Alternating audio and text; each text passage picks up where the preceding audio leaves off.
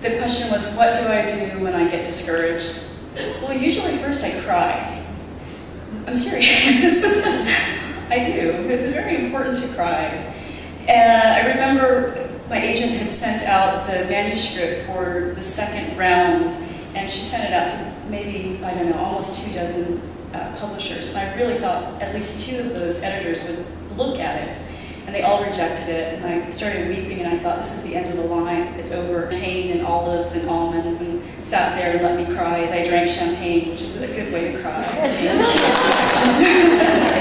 So I got through that moment. But so, honestly, beyond that, to get beyond the discouragement, you know, I still get discouraged now. I mean, someone wrote a really mean review on Goodreads of me yesterday. Why can't you use your words better? That discouraged me.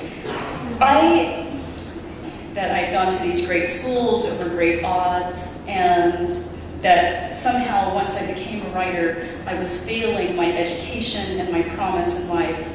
And then I got so many no's along the way. I thought, this is never going to happen for me as a writer. But what I held on to is that I had a vision, not just for publishing a book, having a product, but I wanted to be able to share a story and a message in the world. And so I held on to that.